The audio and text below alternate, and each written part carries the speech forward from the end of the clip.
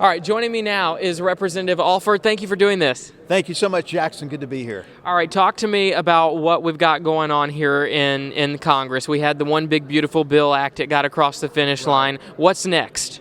Well, look, there's more. This was a reconciliation package. I'm sure most of your viewers know what that is. We were able to move budgetary and taxing policy through without having to get 60 votes in the Senate. All right, we can do that through reconciliation. This one was called the One Big Beautiful Bill, and it was big and it was beautiful. We got it done. There are more reconciliation packages coming. Today, Speaker Johnson said we may be having one in September.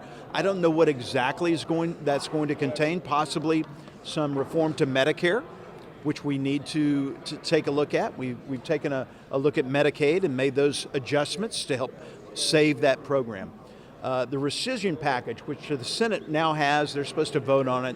That's $9.4 billion that we cut out of previous spending that hadn't been spent. We're clawing that back because it's wasteful spending. We're going to be doing more of the rescission packages. What I'm looking forward to is on the appropriations process now, we've got to get our 12 appropriation bills on the floor, passed on the floor, over to the Senate. They've got to do the same, and we've got to get back to regular order to fund our government so we don't have a continuing resolution again. And God forbid a government shutdown, which I think the Democrats are going to try to go for. Well, they didn't support hardly anything. They never do that because it's Trump's, right? They're opposed to everything. And they would no, we're not voting for that. Right. I think that's so maybe in the coming months as we get more bills moving through, maybe we'll get some support from the other side. Certainly, the bill was big and beautiful, but it wasn't perfect. There's still some things that need to come through, and I think a lot of people feel that way, but it was the best version that it could be to get across the finish line.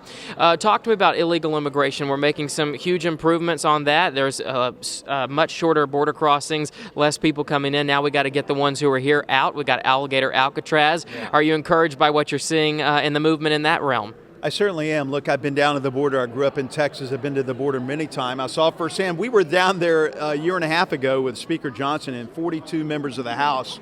We're there on the Rio Grande, and the DPS was with us and Border Patrol, and there were 16 Venezuelans trying to cross right in front of us to get in. What Biden did to this country is a travesty. Alejandro Mayorkas, I think the biggest liar since Pinocchio, kept saying that, oh no, there's not a problem. There's no problem at the border. We've got it all under control. They didn't have it under control. They let some 20 million illegal aliens into our sovereign nation. 300,000 children who are unaccounted for that have come across.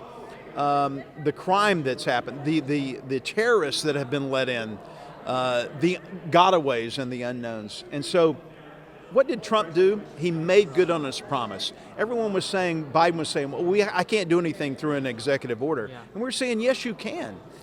When we first got here, we passed what was then H.R. 1, the Secure Border Act. It would have secured the border. It sat on Chuck Schumer's desk. He wouldn't even touch it. But it had all the fixes. President Trump came in, fixed the border.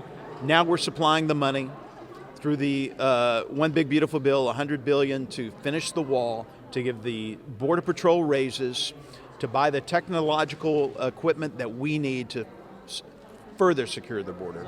So I'm very encouraged. And look, deport, if you're watching right now and you're an illegal alien, go back home. There's a program now, if you give yourself up and go through the system, there's a chance you could come back. And they'll give you a plane ticket and I believe $1,000. Maybe to Cancun, who knows? Yeah. But I'm thinking, look, if you want to come here and be a part of the fabric of America the right way, I'm all for it. Yes, we are a nation of immigrants, but the Democrats, the progressive woke, they like to conflate and confuse and gaslight. We are a nation of legal immigrants. Yeah. People who came here like to Kansas City, Irish immigrants who helped hand chip away the mountains range or the hill range of limestone around the Missouri River so they could settle Kansas City. My forefathers who came from England to settle originally in Texas, I think everyone can trace their roots back to legal immigration. But illegal immigrants is not the way to do it. I'm fully in support of ICE rounding up And they're doing it with humanity, and yes, they have face masks on because the Democrats want to dox them and put their lives at risk and their families' lives at risk. Which is so ridiculous because exactly, it's putting their own lives in danger, and they're out there doing the work that needs to be done to get these criminals and bad people out. Before we go, I want to ask you about Missouri. What do you want to say to the people back home who have sent you here? They've elected you, your constituents, to get work done. What do you say to them?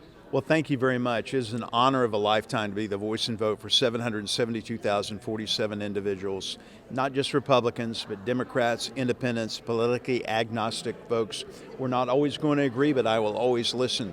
It's a strong Republican district. They sent me here to be their voice and their vote, but I listen to others.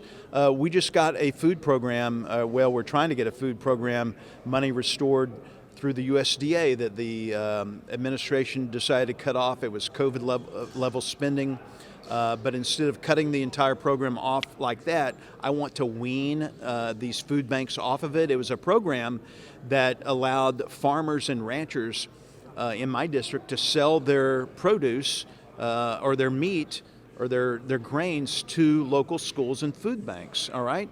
So the farmers profited off of that, but also the hungry folks in my district also were served.